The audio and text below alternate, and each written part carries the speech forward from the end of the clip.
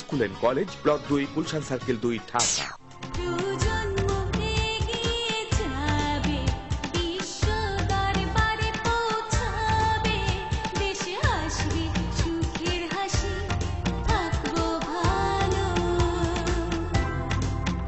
চলো নতুন করে গড়ি সোনার দেশ, বিজয়ী বাংলাকে সম্প্রীতি বাংলাদেশ। সুপ্রিয় দর্শক মন্ডলী, আপনাদের আমন্ত্রণ জানাচ্ছি আমাদের সাপ্তাহিক আয়োজন বিএসবি ক্যাম্বিয়ান বিজয় দিবস বিতর্ক প্রতিযোগিতার চূড়ান্ত পর্বের আজকের এই অনুষ্ঠানে। আমাদের এই গ্র্যান্ড ফাইনালের মক পার্লামেন্টে যে বিষয় নিয়ে যারা প্রতিযোগিতায় অবতীর্ণ হচ্ছে তারা হচ্ছে ঢাকা বিশ্ববিদ্যালয় এবং গ্রিন ইউনিভার্সিটি। এবং এই ছায়া সংসদে তারা অত্যন্ত গুরুত্বপূর্ণ ইস্যু নিয়ে কথা বলবে, সেটি হচ্ছে বাংলাদেশের সবচাইতে বর্তমানে আলোচিত বিষয় যুদ্ধ অপরাধের বিচার। আসুন দর্শক মন্ডলী, আমরা সর্বপ্রথমেই পরিচিত হয়ে নিই আমাদের আজকের এই ছায়া সংসদের সরকারি ও বিরোধী দলের বক্তাদের সাথে। সরকারি দল গ্রিন ইউনিভার্সিটির পক্ষে যারা বক্তব্য প্রদান করবে তারা হলো মাননীয় প্রধানমন্ত্রী ও সংসদ নেতা মোহাম্মদ মিরাজুল ইসলাম, মাননীয় আইনমন্ত্রী কাজী নাজমুল সাদাত হাবিবি, মাননীয় সরকার দলীয় সংসদ সদস্য মোহাম্মদ আল আমিন। অন্যদিকে বিরোধী দল ঢাকা বিশ্ববিদ্যালয়ের বক্তারা হলো মাননীয় বিরোধী দলীয় নেতা রিয়াসাত আজিম, মাননীয় বিরোধী দলীয় উপনেতা তৌফিকুল আলম, মাননীয় বিরোধী দলীয় সংসদ সদস্য ইকবাল হাসান। আমাদের আজকের এই গ্র্যান্ড ফাইনালে যে তিনজন সম্মানিত বিচারক আমাদের সাথে বিচার কার্য সম্পাদন করবেন, এবারে আমরা আমাদের সম্মানিত বিচারকদের সাথে আপনাদের পরিচয় করিয়ে দিব। আমাদের সাথে উপস্থিত রয়েছেন জনাব ফিরোজ জামান চৌধুরী, বিভাগীয় সম্পাদক, স্বপ্ন নিয়ে দৈনিক প্রথম আলো। উপস্থিত রয়েছেন ডক্টর নাজদিন সুলতানা, সহযোগী অধ্যাপক ও চেয়ারম্যান উদ্ভিদ রোগ তত্ত্ব বিভাগ, শেরেবাংলা কৃষি বিশ্ববিদ্যালয়। আরো উপস্থিত রয়েছেন সাংবাদিক মাইনুল আলম, বিশেষ প্রতিনিধি, দৈনিক ইত্তেফাক। বিতর্ক প্রতিযোগিতাটি পর্যবেক্ষণ করে আমাদের আজকের এই মক পার্লামেন্টে বক্তব্য প্রদান করার জন্য আমাদের সাথে দুজন অতিথি উপস্থিত রয়েছেন। আমাদের সাথে প্রধান অতিথি হিসেবে উপস্থিত রয়েছেন গণপ্রজাতন্ত্রী বাংলাদেশ সরকারের মাননীয় তথ্যমন্ত্রী জনাব হাসানুল হক ইনু এমপি। এবং আজকের এই গ্র্যান্ড ফাইনালে সভাপতিত্ব করে এই মক পার্লামেন্টে অবজারভারের ভূমিকা পালন করছেন এটিএন বাংলার সম্মানিত চেয়ারম্যান, যার উদ্দীপনার মধ্যে দিয়ে এই বিতর্ককে আমরা এগিয়ে নিতে পেরেছি, আমাদের সম্মানিত চেয়ারম্যান ডক্টর মাহফুজুর রহমান।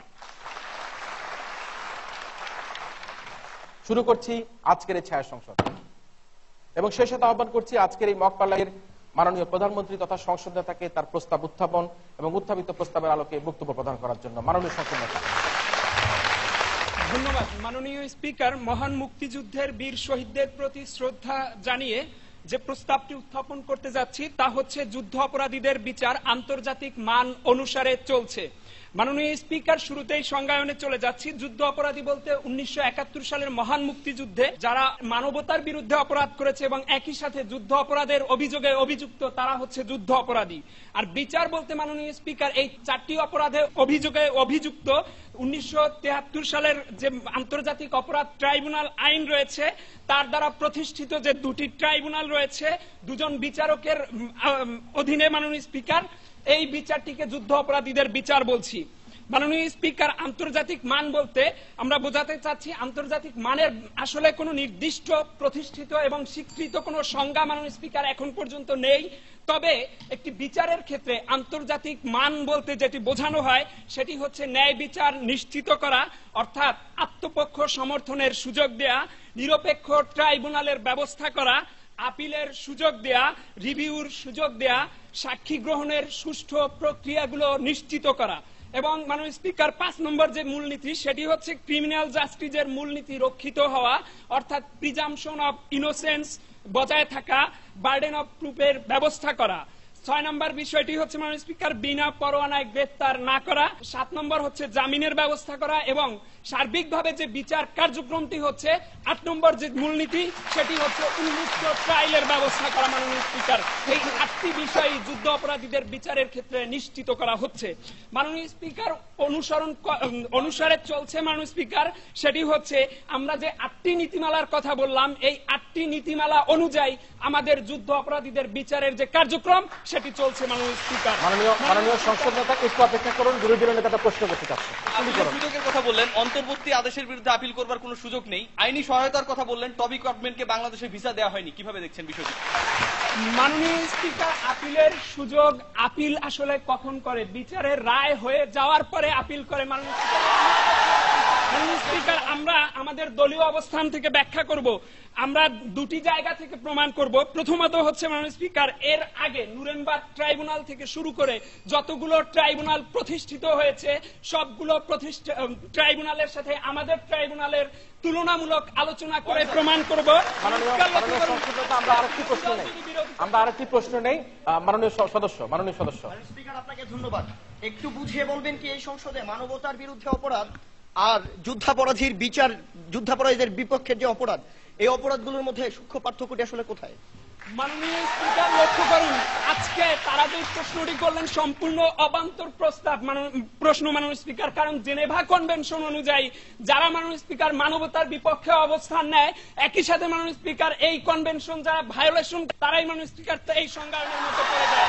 মাননীয় স্পিকার, লক্ষ্য করুন, আজকে বিরোধী দল যদি বিরোধিতা করতে চায়, বিরোধী দলকে দেখিয়ে যেতে হবে এই প্রক্রিয়া, এই যে আইনি প্রক্রিয়া, এই আইনি প্রক্রিয়ার দুর্বলতাগুলো অন্যান্য যে ট্রাইব্যুনাল ছিল তাদের সাথে কতটুকু সাংঘর্ষিক এবং তাদের থেকে আমাদের ট্রাইব্যুনাল কতটুকু দুর্বল, একই সাথে মাননীয় স্পিকার তাদের আইনের সাথে আমাদের আইন কতটুকু দুর্বল। মাননীয় স্পিকার, যদি সেটি তারা প্রমাণ না করতে পারেন মাননীয় স্পিকার, তাহলে আজকের প্রস্তাবটির গ্রহণযোগ্যতা থাকবে।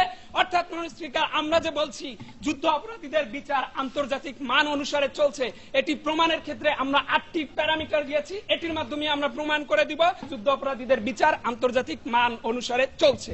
ধন্যবাদ মাননীয় স্পিকার, ধন্যবাদ সবাইকে। ধন্যবাদ আজকের এই মক পার্লামেন্টের মাননীয় সংসদ নেতা তথা প্রধানমন্ত্রী মোহাম্মদ মিরাজুল ইসলামকে। আমরা আহ্বান করছি আজকের এই ছায়া সংসদের মাননীয় বিরোধী দলীয় নেতা রিয়াসাত আজিমকে আজকের এই প্রস্তাবের আলোকে তাদের বক্তব্য প্রদান করার জন্য। স্পিকার, আপনাকে অসংখ্য ধন্যবাদ এই সংসদে আমাকে প্রদানের জন্য। অনেক বেশি বিস্মিত এবং অবাক হচ্ছে মাননীয় স্পিকার, আজকে যখন তিনি প্রস্তাব উত্থাপন করলেন এবং সেই প্রস্তাবের ব্যাখ্যা প্রদান করলেন এবং সেই প্রস্তাব কোন মান অনুসারে চলছে সেই ব্যাখ্যা প্রদান করতে গিয়ে যখন যুদ্ধাপরাধের সংজ্ঞানটি নিয়ে আসলেন, ঠিক তখন মাননীয় স্পিকার আজকে বিরোধী দল অবাক যে আজকে প্রধানমন্ত্রী মানবতা বিরোধী অপরাধ এবং যুদ্ধাপরাধের যে সূক্ষ্ম পার্থক্য রয়েছে সে বিষয়টি এখানে দেখে ব্যর্থ হয়েছে। মাননীয় স্পিকার, দ্বিতীয় যে জায়গাটি রয়েছে মাননীয় স্পিকার, আজকে তিনি শুরু করলেন যে বাংলাদেশের বীর শহীদদের শ্রদ্ধা জানিয়ে এই বিতর্কটি শুরু করছি মাননীয় স্পিকার। তার একটু পরে মাননীয় স্পিকার সেই শহীদরা যারা শহীদ হয়েছে এই বাংলাদেশে মাননীয় স্পিকার, তারা তার শ্রদ্ধা থেকে বঞ্চিত হলেন মাননীয় স্পিকার। কিভাবে? লক্ষ্য করুন মাননীয় স্পিকার, আজকে যখন তারা বলছেন শান্তির বিরুদ্ধে অপরাধ, মানবতার বিরুদ্ধে অপরাধ, গণহত্যা এবং মাননীয় স্পিকার জেনেভা কনভেনশন অনুযায়ী যে কোনো অপরাধ যেটা সেই সময় ঘটেছিল মাননীয় স্পিকার, ঠিক তখন আমার প্রশ্ন জাগে যে এই অপরাধগুলোর সাথে কি বাংলাদেশে মাত্র 5 থেকে 6 জন ব্যক্তি যুক্ত ছিল? মাননীয় স্পিকার, এই বাংলাদেশে যখন 30 লক্ষ মানুষ শহীদ হন, যখন 2 লক্ষ মা বোনের সম্ভ্রম হানি হয় মাননীয় স্পিকার, ঠিক সেই ক্ষেত্রে মাননীয় স্পিকার মাত্র 5 থেকে 6 জন ব্যক্তির আপনারা বিচার করছেন এবং সেটিকে বলছেন আন্তর্জাতিক মান অনুসারে চলছে। এর মতো অবান্তর বিষয় মাননীয় স্পিকার হতে পারে না। মাননীয় স্পিকার, দ্বিতীয় যে বিষয়টি মাননীয় স্পিকার, যখন যুদ্ধ অপরাধ ট্রায়াল করবেন ঠিক তখন মাননীয় স্পিকার দুটি বিষয় চলে আসে, একটি হচ্ছে প্রাইমারি অফেন্ডার এবং দ্বিতীয়টি হচ্ছে মাননীয় স্পিকার সেকেন্ডারি অফেন্ডার। আজকে প্রাইমারি অফেন্ডার যারা মাননীয় স্পিকার তাদের আপনি ধরতে পারছেন না, তাদেরকে সিমলা চুক্তির মাধ্যমে খালাস করে দিবেন, আর সেকেন্ডারি অফেন্ডারকে আপনি শাস্তি দিবেন মাননীয় স্পিকার। সে বিষয়ে মাননীয় স্পিকার আজকে যদি আমরা লক্ষ্য করি মাননীয় স্পিকার, তারা বলেছে আন্তর্জাতিক মান কোন কোন জায়গাগুলোতে অনুসরণ হচ্ছে আর সেটি আমাদের দেখিয়ে যেতে মাননীয় স্পিকার। আমি দেখিয়ে দেবো, শুনবেন মাননীয় স্পিকার। লক্ষ্য করুন, আজকে আন্তর্জাতিক আদালতের ক্ষেত্রে যুদ্ধাপরাধের ক্ষেত্রে দুটি উল্লেখযোগ্য আদালত হচ্ছে ICTR অর্থাৎ রুয়ান্ডার ক্ষেত্রে যেটি হয়েছিল এবং ICTY অর্থাৎ ইউগোস্লাভিয়ার ক্ষেত্রে যেটি হয়েছিল মাননীয় স্পিকার। প্রত্যেক ক্ষেত্রে মাননীয় স্পিকার জেনারেল ল বা জেনারেল প্রিন্সিপাল অফ এভিডেন্স মানা হয়েছিল। এখানকার এভিডেন্স সিস্টেম কেমন? আপনি আমি গেলাম, একটা রিপোর্ট করলাম এবং সেই রিপোর্টটি পার্সনের দরকার নেই, সেই রিপোর্টটি একজন অপরাধীর বিরুদ্ধে এভিডেন্স হিসেবে কাজ করে মাননীয় স্পিকার। যখন এই সিস্টেম হয় ঠিক তখন সেটি কোন আন্তর্জাতিক মান অনুসরণ করে মাননীয় স্পিকার। মাননীয় স্পিকার, আজকে জেলার ক্ষেত্রে কাস্টমারি ইন্টারন্যাশনাল ল ফলো করা হচ্ছে না মাননীয় স্পিকার। কোন জায়গায় হচ্ছে না? আজকে একজন আইনজীবী যখন লিডিং কোশ্চেন বিবাদীকে জিজ্ঞেস করে তার উত্তর দিতে হ্যাঁ অথবা না দিয়ে এবং বিবাদীর আইনজীবী এর বিরুদ্ধে কোন ধরনের মাননীয় স্পিকার অবজেক্ট করতে পারবে না, সেই বিষয়টি কি হবে? আন্তর্জাতিক মান ফলো করে মাননীয় স্পিকার। আজকে মাননীয় স্পিকার আমাদের মূল বিতর্কের জায়গা সেটি হচ্ছে যুদ্ধাপরাধীদের বিচারের কথা আপনারা বলছেন, আমরাও বলছি মাননীয় স্পিকার যুদ্ধাপরাধীদের বিচার আমরাও চাই, কিন্তু আপনি যে দাবি করছেন এটি আন্তর্জাতিক মান অনুসারে হচ্ছে সেই জায়গায় আজকে আমাদের বিরোধিতা মাননীয় স্পিকার। যেহেতু তারা বলছেন এটি আন্তর্জাতিক মানের হচ্ছে না, তাহলে আন্তর্জাতিক মানের হতে হলে আসলে কোন নীতি কিংবা কোন প্রক্রিয়াটিতে দিলে সেটি আন্তর্জাতিক মানের হবে? অবশ্যই মাননীয় স্পিকার, আজকে আন্তর্জাতিক মানের হতে হলে আপনাকে সেই ব্যক্তি যিনি বিবাদী অর্থাৎ যিনি অভিযুক্ত তাকে আইনজীবী তার ক্ষেত্রে নেয়ার ক্ষেত্রে সুযোগ দিতে হবে, তাকে মাননীয় speaker law of evidence follow করতে হবে, সেই মানুষটিকে অন্তর্বর্তী আদেশের বিরুদ্ধে অ্যাপিল করবার সুযোগ দিতে হবে, তারপরে হবে মাননীয় স্পিকার। আজকে লক্ষ্য করি মাননীয় স্পিকার, একটু আগে যে কথাটি বললাম মাননীয় স্পিকার, আজকে তারা এত বড় একটি ট্রায়াল করে ফেলছেন মাননীয় স্পিকার, যুদ্ধাপরাধ কত বড় অপরাধ মাননীয় স্পিকার, সেই অপরাধের ট্রায়াল করছেন মাত্র 3-6 জন বিচারককে দিয়ে মাননীয় স্পিকার। কোন জায়গায় আন্তর্জাতিক মান ফলো করেনি আমি দেখিয়ে দিচ্ছি মাননীয় স্পিকার। বসনিয়া মাননীয় স্পিকার, বসনিয়া ট্রায়ালে ছিল 12 জন বিচারক মাননীয় স্পিকার, ইউগোস্লাভিয়ায় ছিল 9 জন বিচারক, রুয়ান্ডায় ছিল 6 জন বিচারক, রোম ট্রায়ালে ছিল 18 জন বিচারক, আর আমাদের 6 জন মাননীয় স্পিকার। আন্তর্জাতিক মান হিসেবে দেখছি মাননীয় স্পিকার। আজকে লক্ষ্য করুন মাননীয় স্পিকার, ট্রাইব্যুনাল যে অপরাধগুলোর বিচার করবে সেই অপরাধের তালিকা হয়েছে, কিন্তু সেই অপরাধের কোন সংজ্ঞা নেই মাননীয় স্পিকার। কি হলে এইটা এই অপরাধ হিসেবে বিবেচিত হবে সেই সংজ্ঞাটি নেই মাননীয় স্পিকার। আন্তর্জাতিক মান অনুসরণ করে তারা দাবি করলেই হয়ে গেল মাননীয় স্পিকার। আজকে মাননীয় স্পিকার যখন একজন উচ্চ পদস্থ রাজনীতিক ঘোষণা দিয়ে দেন আগামী ডিসেম্বরের মধ্যে এই বিচার প্রক্রিয়া শেষ হয়ে যাবে, তখন আমাদের বুঝতে হয় রায়টি আগে থেকে তৈরি, না হলে তিনি প্রভাবিত করবেন। মাননীয় স্পিকার, আমরা চাই যুদ্ধাপরাধের বিচার হোক, আমরা চাই মানবতা বিরোধী অপরাধের বিচার হোক, কিন্তু সেই অপরাধ, সেই যুদ্ধাপরাধ, যেই কলঙ্ক এই জাতি 40 বছর ধরে বয়ে নিয়ে বেড়াচ্ছে, সেই বিচার মাত্র 5 থেকে 6 জনকে আপনি শাস্তি দিয়ে খালাস করে দিবেন, সেভাবে হতে পারে না মাননীয় স্পিকার। আজকে যখন মাননীয় স্পিকার একজন মন্ত্রীর বক্তব্য, একজন সাংসদের বক্তব্য আজকে বিচার বিভাগকে প্রশ্নবিদ্ধ করে, ঠিক সে জায়গায় আপনি সেটি আন্তর্জাতিক স্ট্যান্ডার্ড ফলো করছে সে দাবি করতে পারেন না মাননীয় স্পিকার। আজকে যদি আমরা লক্ষ্য করি মাননীয় স্পিকার, আন্তর্জাতিক যে সংস্থাগুলো রয়েছে মাননীয় স্পিকার, হিউম্যান রাইটস ওয়াচ থেকে শুরু করে মাননীয় স্পিকার অ্যামনেস্টি ইন্টারন্যাশনাল, প্রত্যেকে উদ্বেগ প্রকাশ করেছে, আর এখানে আমরা আমাদের মতো কাজগুলো করছি, কতটুকু আন্তর্জাতিক মান অনুসরণ করে হচ্ছে মাননীয় স্পিকার সে বিষয়টা প্রুভ করতে পারেনি, এবং আমরা দেখিয়ে গেছি কোন জায়গায় এই বিচার প্রক্রিয়ার সমস্যা রয়েছে মাননীয় স্পিকার। প্রস্তাবটি যেন এই সংসদে গৃহীত না হয় সে বিষয়ে সমীবন্ধ আহ্বান করছি সরকারি দলের পক্ষে বক্তব্য রাখার জন্য মাননীয় আইনমন্ত্রী এই মক পার্লামেন্টের কাজী নাজমুস সাদাত হাবিবকে। ধন্যবাদ মাননীয় স্পিকার এই মঞ্চ আমাকে ফ্লোর প্রদানের জন্য। মাননীয় স্পিকার, মাননীয় প্রধানমন্ত্রী একটি প্রস্তাব উত্থাপন করেছিলেন এবং প্রস্তাবটি ছিল যুদ্ধাপরাধীদের বিচার আন্তর্জাতিক মান অনুসারে চলছে। মাননীয় স্পিকার, আমরা দুটি জায়গা থেকে দেখিয়েছিলাম যে অন্যান্য ট্রাইব্যুনালের সাথে আমাদের ট্রাইব্যুনালের আইনি সম্পর্ক এবং আন্তর্জাতিক মানের আইনের সাথে আমাদের এই আইনটি কতটুকু প্রয়োগ হচ্ছে এবং তার বাস্তবায়নের ক্ষেত্রে বিরোধী দল মাননীয় স্পিকার এক কথায় তাদের কোন স্ট্যান্ড দিতে দাঁড় করতে পারেনি মাননীয় স্পিকার। তাদের বিরোধিতার জায়গা ছিল দুটি মাননীয় স্পিকার।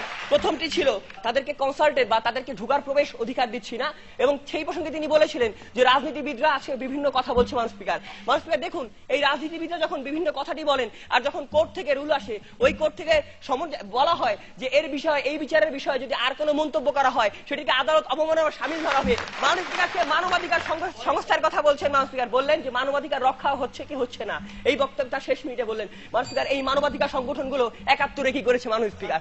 এই মানবাধিকার সংগঠনগুলো 71-এ যখন হাত ফুটিয়েছিল তখন মাননীয় স্পিকার কোন অবস্থা দিয়েছিল? মাননীয় আইনমন্ত্রী একটু অপেক্ষা করুন। জি মাননীয়, আপনার কি মনে হয় ল অফ এভিডেন্স যদি ফলো করা হয়, আইনজীবীদের যদি তাদের পক্ষে কাজ করার সুযোগ দেওয়া হয়, তাহলে এরা খালাস পেয়ে যাবে? আপনার মনে হয় এটা? আপনি মনে করেন? মাননীয় স্পিকার, প্রথমত হচ্ছে তার ল অফ এভিডেন্স কি মাননীয় স্পিকার, শব্দটি রুলস অফ এভিডেন্স, এটি একটা 17 নম্বর উচ্ছেদে আছে এবং সেখানে মাননীয় স্পিকার যেটি বলা হয়েছে এই এভিডেন্স নেওয়ার ক্ষেত্রে মাননীয় স্পিকার আমরা বলেছিলাম নুরেনবার্গ থেকে আসলে রুয়ান্ডা পর্যন্ত কি হয়েছে বা কম্বোডিয়া কি হয়েছে, প্রত্যেকটি জায়গায় ডকুমেন্ট হিসেবে যেগুলো ডকুমেন্ট ধরা হতো বাংলাদেশে ঠিক একই প্রক্রিয়ায় যেটি আন্তর্জাতিক মান নির্দেশ করে সেটি ধরা হয়েছে মাননীয় স্পিকার। মাননীয় আইনমন্ত্রী, মাননীয় বিরোধী দল উপনেতা, আইনজীবীদের নিরপেক্ষতা নিয়ে প্রশ্ন তোলা যাবে না, যেটি 73-এ ছিল না, 2012 সংশোধনে আছে।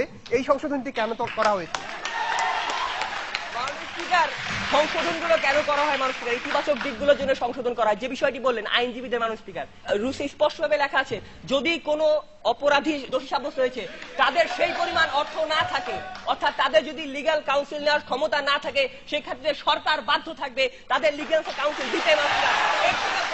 মাননীয় স্পিকার, আজকে আমাদের বিচার ব্যবস্থাটিকে লক্ষ্য করে দেখুন, পৃথিবীর কোন যুদ্ধাপরাধীর বিচার মামলায় মাননীয় স্পিকার বেল বা জামিন বা মাননীয় স্পিকার যে প্যারোলে মুক্তি এই বিষয়গুলো ছিল না মাননীয় স্পিকার। আমরা দেখেছি যখন হয়েছে একজনকে দোষী সাব্যস্ত করা হয়েছে তাকে প্যারোলে মুক্তি দেওয়া হয়েছে। মাননীয় স্পিকার আব্দুল আলিম এবং মুবারক হোসেন দুইজনই জামিনে আছেন মাননীয় স্পিকার। বিচারটি স্বচ্ছ এবং আন্তর্জাতিক মানের হচ্ছে মাননীয় স্পিকার। এবং মাননীয় স্পিকার আজকে তারা সাক্ষ্য নিয়ে কথা বললেন মাননীয় স্পিকার। একজন সাক্ষীকে মাননীয় স্পিকার, তিনি হয়তো জানেন না, রুলসে 17A-তে আছে মাননীয় স্পিকার, একজন সাক্ষ্যকে সর্বনিম্ন 3 সপ্তাহ প্রস্তুতি নেওয়ার সময় দেওয়া হয়েছে। এবং মাননীয় স্পিকার তারা যে আইনজীবীর কথা বললেন, প্রত্যেকজন অপরাধী হিসেবে যারা দোষী সাব্যস্ত আছে তাদের সাথে আইনজীবী এবং ডাক্তার দুজনই বিচার কাজের পূর্বে কাউন্সিল করার জন্য অর্থাৎ তাদের যে অভিযোগগুলো তারা বললেন, তাদের যে জায়গাগুলো আজকে ছিল তাদের জায়গা কথাগুলো ছিল মাননীয় রাজনৈতিক বক্তব্য, সেটি আইনের সাথে কিভাবে সম্পর্কিত সেটি আজকে তাদের সম্পূর্ণ দেখাতে ব্যর্থ হয়েছে। এই জায়গায় মাননীয় স্পিকার আজকে সরকার দল দেখিয়ে গেছে যে যুদ্ধাপরাধীদের মান আন্তর্জাতিক উপায়ে আন্তর্জাতিক মান অনুসারে চলছে। ধন্যবাদ মাননীয় স্পিকার, ধন্যবাদ সবাইকে।